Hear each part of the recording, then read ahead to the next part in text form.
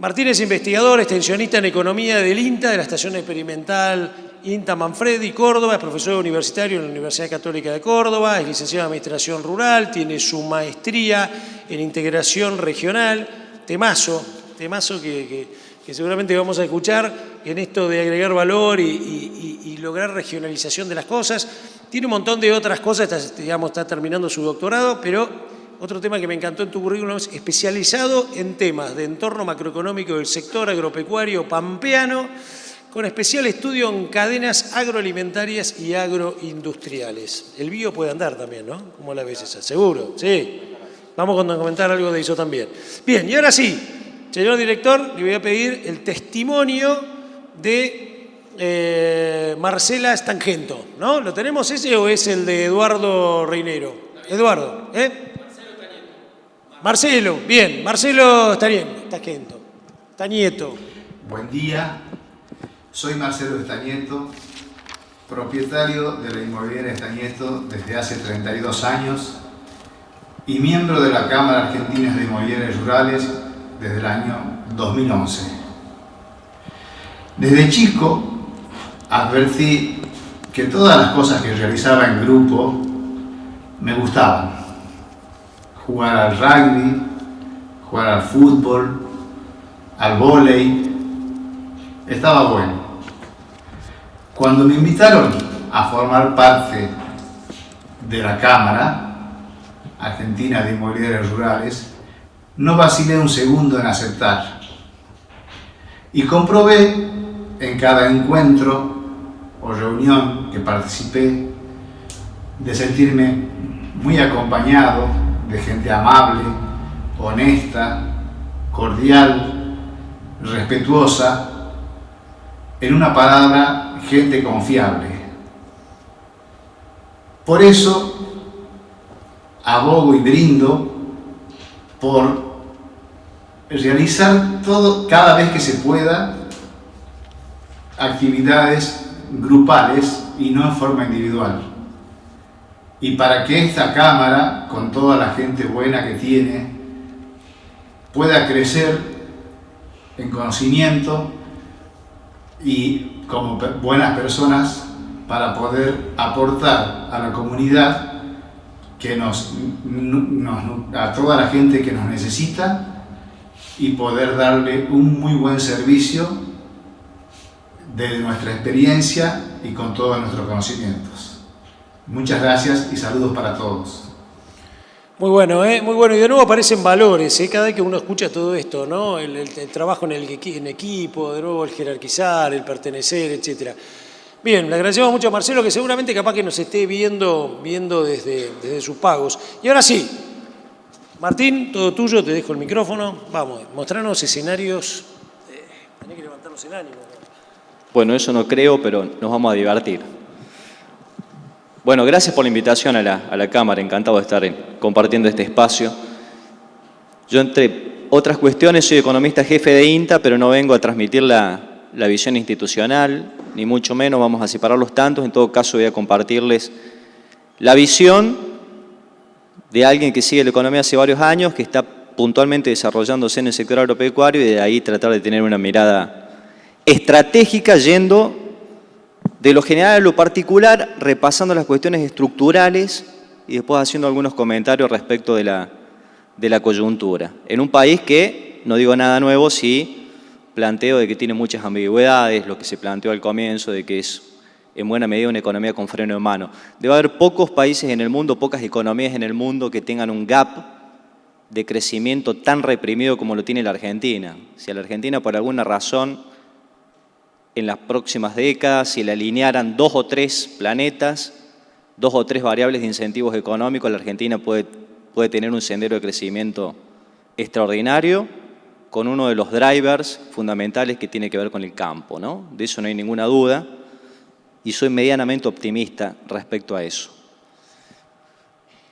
Vamos a ir planteando la parte positiva del vaso, la parte estructural y que tiene como eje a este sector, que es el agro o la agroindustria o la agrobioindustria, como se habla por estos días. El siglo XXI tiene un cambio fundamental en cuanto a cómo se configura el planeta, cómo se ha configurado la economía del mundo. Durante el siglo XX el eje de la economía del mundo estaba en el Océano Atlántico. En este siglo que estamos empezando a transitar está en el Océano Pacífico. O sea que ya desde ahí estamos planteando un cambio de paradigma importantísimo porque pierde protagonismo Occidente y el protagonismo ahora está en Oriente. Con esa región que aparece ahí destacada en ese globo, en el mapa mundi, que es el Golfo del Asia-Pacífico y que tiene como protagonista fundamental esa región a China, pero el conjunto de la región tiene algunas características importantes. La primera y más relevante para este sector, insisto, es que, dato que llama poderosamente la atención a los demógrafos, hay más población viviendo en esa parte del mundo que en el resto del planeta. El 60% de la población del mundo vive dentro de ese glóbulo, dentro de esa zona. El 40% está desperdigada en el resto del planeta. Segunda cuestión, ahí están las economías de mayor tasa de crecimiento. Y tercera cuestión, es donde se está produciendo un cambio radical en cuanto a los hábitos de consumo, lo que llama un cambio dietario global, donde si bien son sociedades culturalmente muy distintas a Occidente, en lo que tiene que ver con tendencias de hábitos de consumo, de modas y preferencias alimentarias, Occidente se impone. Tratan de ir hacia una dieta parecida a Occidente. ¿Esto qué significa? Básicamente un vuelco masivo al consumo de proteínas animales. Su principal fuente de proteína tiene que ver con las proteínas vegetales. Esto es un cambio estructural que no es para pasado mañana, sino que va a configurar las próximas décadas en el mundo y buena parte de este siglo. Y es el punto que la Argentina tiene que entender. Ahora, claro, gran oportunidad, pero también gran problema, porque la Argentina está configurada mirando el Océano Atlántico, con lo cual nos dieron de vuelta a la realidad, ¿no? Ahora tenemos que cambiar de dirección y enfocar a otro lugar. Ahora, nunca en la historia de la Argentina, ni allá por fines del siglo XIX, se dio esta configuración en términos de complementariedad comercial. La Argentina se inserta al mercado mundial allá por 1860, proveedor de materias primas agrícolas, alimentos a Europa, con base a Gran Bretaña, potencia de entonces. Para tener una idea, el mercado asiático es 30 veces aquel mercado europeo, en términos relativos de dimensión. Entonces no hay ninguna duda de que la ventana de oportunidad está planteada. Ahora vamos a ponerle algunos números a ese escenario si no parece demasiado teórico. Y vamos a ver de que de teoría tiene poco y nada, es bien práctico. Ese mundo proyectado a pasado mañana, que sería el año 2050, en términos históricos 2050 es corto plazo, estamos hablando de una población de casi 10.000 millones de habitantes. Más significativo que ese valor, que ese número, hoy somos poco más de 7.400 millones de habitantes, 1.400 millones de habitantes cada uno tiene China y la India, de población censada, porque lo que está desperdigado en zonas rurales ni siquiera lo cuentan. En ese desequilibrio demográfico está el mundo. Ahora, esa población va a escalar a 10.000 millones de habitantes, pero, y acá aparece el dato significativo, la mitad de esa población, estamos hablando de 5.000 millones de habitantes, van a ser considerados hogares consumidores de ingresos medios, clases medias. Y ustedes dirán, ¿y qué es lo significativo de esto? Que son precisamente esos consumidores los que traccionan el crecimiento de la demanda mundial de alimentos. El auge del consumo de proteínas animales va a estar motorizado precisamente por este sector residencial urbano, donde sus padres fueron campesinos, fue población rural, y esta generación ya no vive en el campo, vive en pequeñas y medianas y hasta grandes ciudades de la región de Asia, se emplean en la industria y lo que antes sus padres producían para consumir, ellos consumen cada vez más nuevos alimentos y los compran en el súper. Este es el cambio radical del mundo. Este es el nuevo siglo XXI que ubica a la región de América del Sur con un rol protagónico como proveedor de proteína a ese gran mercado de consumo. Te dirán, bueno, pero en los últimos días aparecieron noticias de que China se desacelera, de que está comprando menos. Eso es coyuntura, eso no es estructura. Y si bien es cierto que China se está desacelerando, está de a poquito debilitándose el bonus demográfico, se acelera la India, se acelera el norte de África. que es lo que va a empezar a motorizar mucho la actividad económica a nivel global en los próximos años. En espejo a esa realidad, vos tenés de que todas esas regiones van a depender de la importación para conseguir sus fuentes de alimentos. Es lo que en economía se llama la seguridad alimentaria. Les preocupa y mucho, pero no tienen otra que depender de la importación para el consumo diario de alimentos. En el otro extremo, nosotros, solo el 5% de esa población proyectada va a vivir en países o regiones que son excedentarias en la capacidad de producción de alimentos.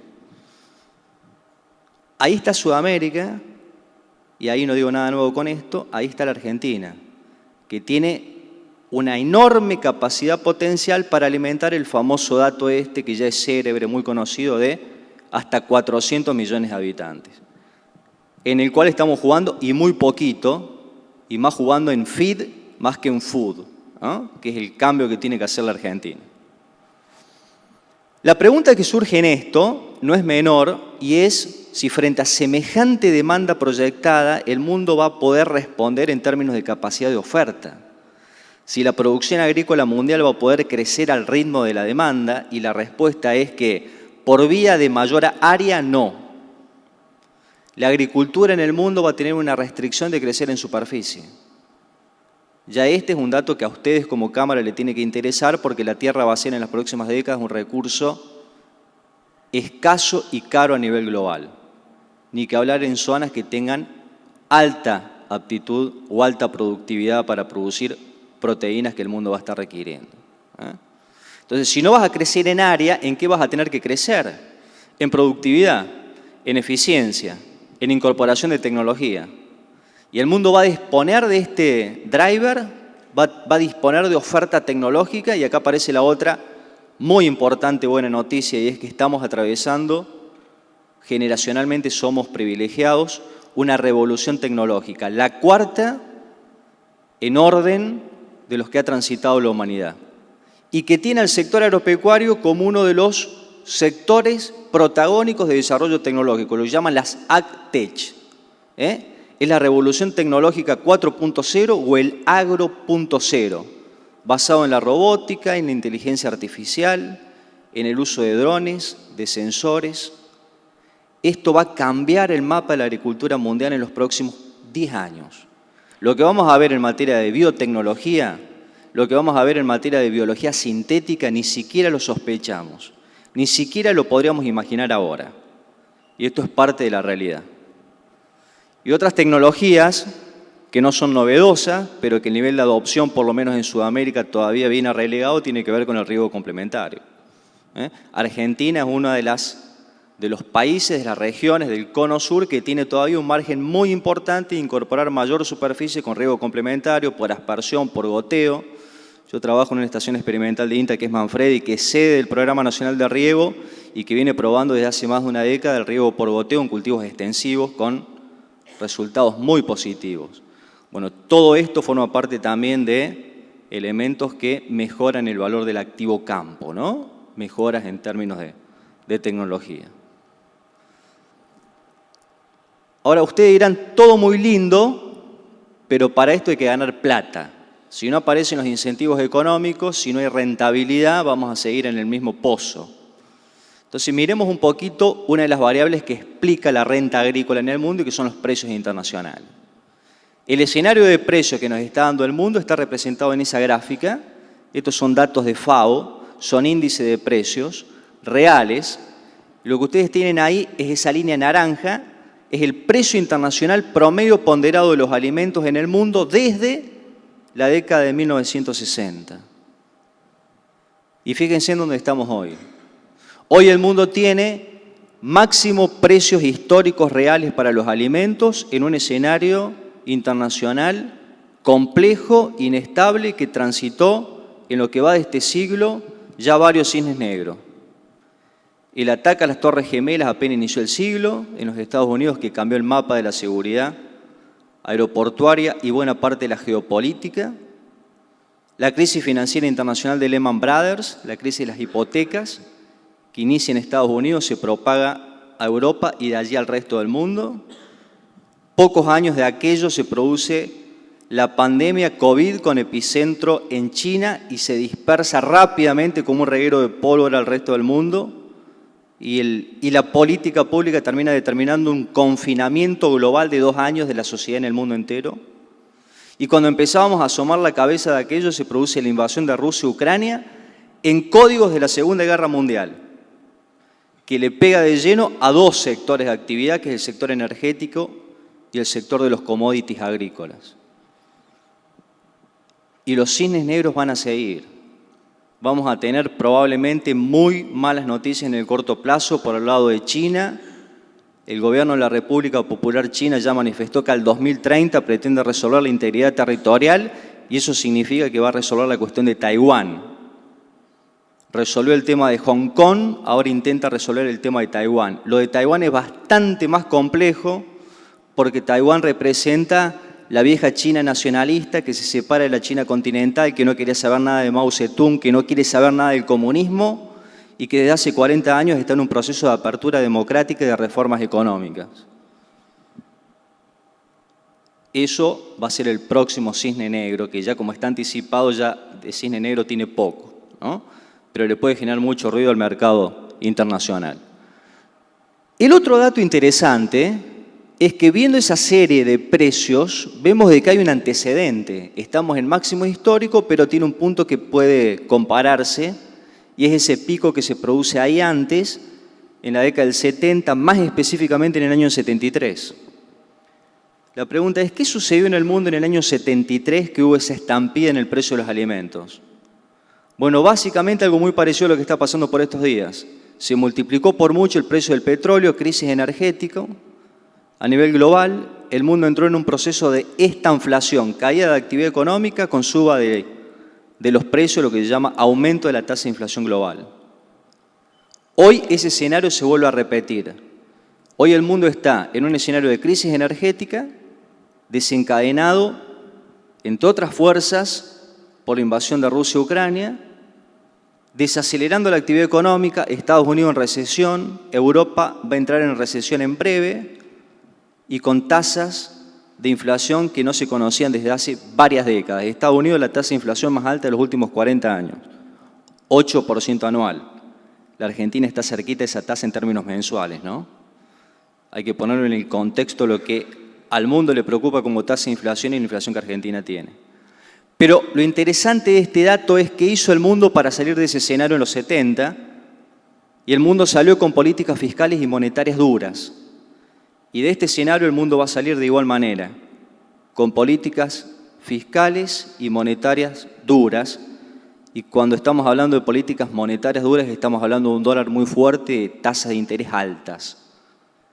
Esto es un elemento negativo mirando el escenario de precios de los commodities en los próximos años, ¿no? Y cómo eso le puede pegar a la Argentina en este esquema de transición macro donde estamos. Algunas tendencias de este escenario global, que ya lo planteamos como, en principio, complejo y se presume inestable. Europa intentando desacoplarse, separarse de Rusia, Rusia recostándose sobre China con una alianza estratégica, enorme problema energético para Europa, en particular para Alemania. Alemania tiene unas 15 centrales nucleares. Las está desarmando y está reemplazando energía nuclear, que es la energía del futuro, por carbón. Para que tengamos una idea de la magnitud de la crisis energética y de cómo complejizó todo eso el escenario actual, ¿no? El mundo está yendo hacia una transición energética global con foco en energías limpias y Alemania está reemplazando energía del futuro por energía del pasado, ¿no? En este escenario, papel clave es el vector tecnológico. La revolución tecnológica va a cambiar buena parte de la fisonomía de la economía del mundo. Al ritmo que está cambiando, la tecnología, lo que se llama el progreso técnico, nunca antes en las anteriores revoluciones tecnológicas se dio. Hay un proceso de innovación abierto, mucho más democrático, mucho más extendido, con foco en cuestiones vinculadas a lo que les mencioné. Robótica, inteligencia artificial, la Big Data, Esto tiene un poder de desarrollo inconmensurable. Hasta a veces cuando te pones a charlar con los especialistas en esto, los tecnólogos, hasta te da un poquito de miedo ver lo que se viene en materia de biotecnología o biología sintética. Pero es parte de una realidad. Cisnes negros que van a ser cada vez más frecuentes, en un escenario inestable, por supuesto que esto surge. Lo que Schumpeter llamó el proceso de destrucción creativa. Cuidado con esto porque está la frase de a todo el mundo, a todo negocio le llega su Uber. Y el sector agropecuario no va a ser la excepción. ¿Qué quiere decir esta frase? Hoy la compañía mundial que mayor cantidad de personas moviliza en todo el mundo no tiene un solo vehículo. Y es Uber. La compañía que mayor cantidad de bienes vende a lo largo del planeta, no produce un solo bien ni tiene una sola tienda comercial y es Amazon. O su equivalente en Asia que es Alibaba o su equivalente en América que es Mercado Libre. Los famosos unicornios. Esto se va a dar y se va a propagar en todos los sectores de actividad. El modo de hacer negocios con las nuevas tecnologías. Intensificación para acceder al mercado global. Mayores exigencias de parte de los consumidores, por supuesto que la innovación como fuente de ventajas competitivas. Esta gráfica yo la muestro siempre, porque nos está diciendo, bueno, el escenario de precios que antes veíamos, cómo sigue la historia hacia adelante. Y esos son los precios reales de los commodities en más de 100 años de historia. La tendencia en el siglo XX es esa línea verde, que significa de que los precios en términos reales caían. ¿Esto qué nos está diciendo? Bueno, durante el siglo XX la oferta caminó más rápido que la demanda, por eso que los precios cayeron. A lo largo de esa tendencia tuviste esas burbujas de precios, periodos de auge, que se dieron en distintos momentos, que coincidió con distintos eventos en el mundo. Primera Guerra Mundial, la primera burbuja, la post-Segunda Guerra Mundial con la Guerra de las Coreas, la crisis del petróleo que les mencioné. Hoy estamos en la última burbuja. La pregunta es una burbuja o un cambio de tendencia? ¿Qué tiene de nuevo este escenario de precios? Como nuevo tiene a China, a todo Asia y tiene al sector agropecuario no solo produciendo alimentos, sino produciendo bioenergía, bioinsumos, biomateriales. El 40% del maíz que produce Estados Unidos tiene por destino el etanol. Y estamos hablando del principal productor a nivel mundial. Vamos a ir pasando. Complejo proteico animal es lo que se viene. El verdadero motor de la demanda mundial de alimentos va a venir dado por el complejo proteico animal. En eso Sudamérica es clave. Cambian los hábitos alimentarios con foco en Asia. Pierde participación la fuente de proteína que el mundo tuvo en el siglo XX, que eran los vegetales, los cereales. Ganan participación las proteínas animales, carnes, lácteos y demás. ¿Qué sabemos de esto? Que conforme los países mejoran el ingreso, consumen más proteína animal. De esto no hay ningún tipo de duda y es parte de lo que se está dando hoy en el escenario del mundo. ¿Cómo está planteado ahí la región de Sudamérica, mirando los dos actores claves que Sudamérica tiene, que son Brasil y Argentina? Brasil, fíjense en ustedes, es el segundo exportador mundial considerando las tres carnes, bovino, pollo y cerdo. La Argentina aparece bastante relegada allí abajo, pero con una participación no despreciable para ser un país con freno de mano. Pero en esto la Argentina tiene todo por hacer y por crecer. Ahora, claro, es un mercado que va a cambiar, que está cambiando, y entre esos cambios vos tenés que la demanda va hacia alimentos saludables, funcionales, de bajo impacto ambiental, crecen los hábitos vegetarianos y veganos y cambian la forma en que todos nosotros compramos a través de la tecnología y que esto se aceleró con el COVID, con la pandemia.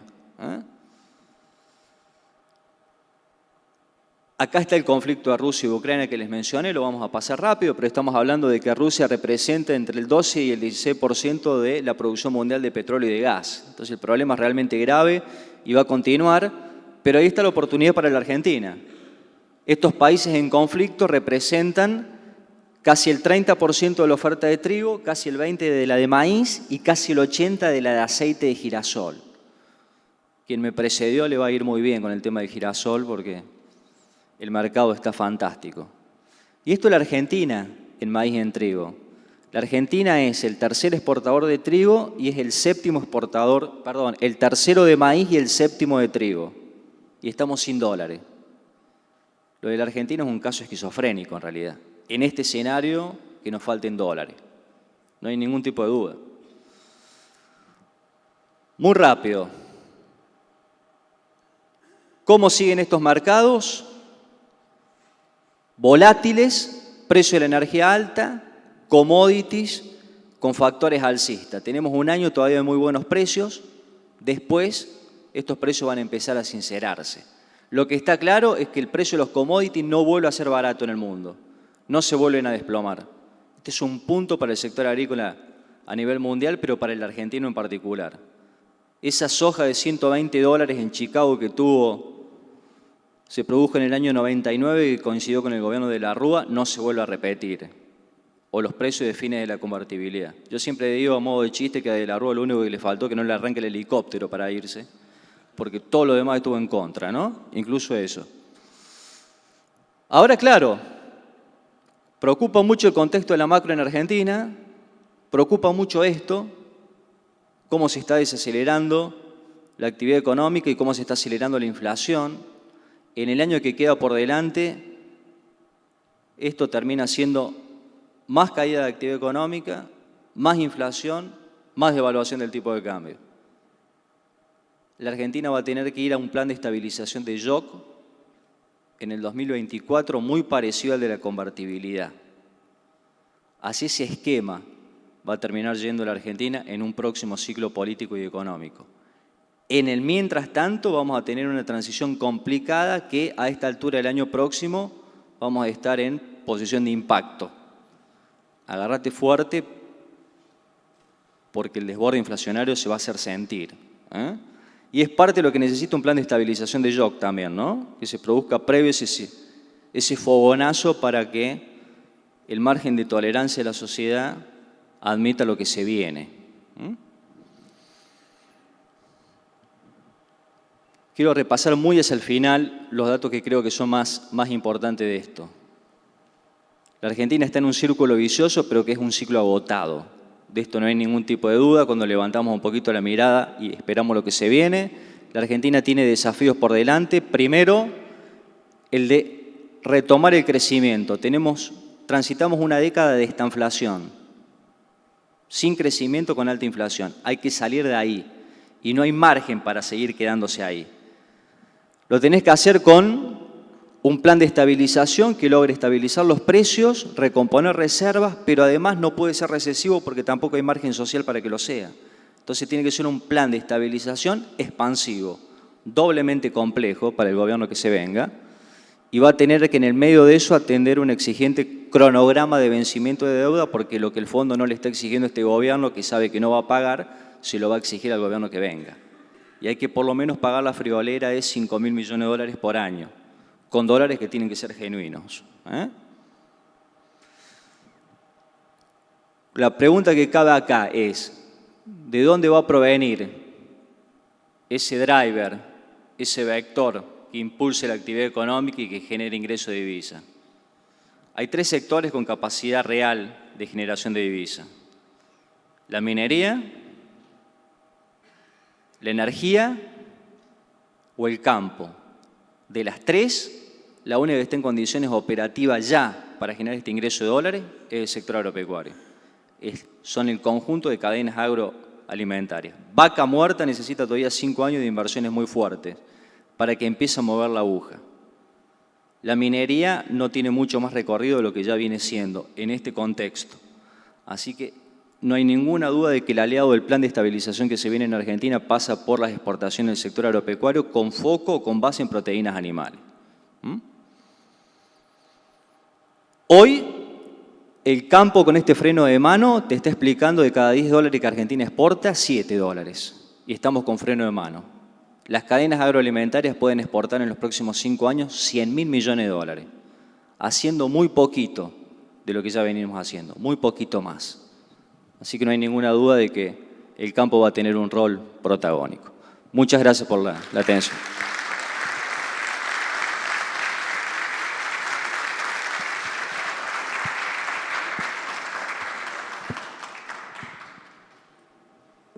Excelente, muchísimas gracias. Y la otra puede ser la industria del conocimiento, ¿no? Que podamos vender un poquito más de... El conocimiento es transversal a todo esto y es parte de los servicios que Argentina puede exportar, de hecho que lo está exportando. Te hago la última y pensando en este entorno, ¿no? Cuando uno mira todo esto y dice Argentina y el espacio que tenemos, ¿no? Para hacer un montón de cosas, tenemos una geografía, incluso hasta para crecer más horizontalmente con buenas prácticas y cuidando, ¿no? ¿Vos lo ves atractivo para que puedan venir inversores en forma mixta, para que gente de repente vuelva a embalarse como nosotros cuando fuimos a Uruguay y eso? Bueno, mucho interés tienen los chinos.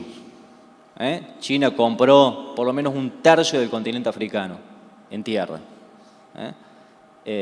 Habrán escuchado lo de las granjas porcinas, ¿no? Necesitan proteína animal, necesitan carne de cerdo y lo veían en Argentina. Pero no hay ninguna duda de que el campo en Argentina va a ser un factor de atracción para inversores institucionales, además de la región. No solo como reserva de valor, sino porque la Argentina es uno de los pocos países que tiene todavía mucho por crecer en términos de mejoras de productividad.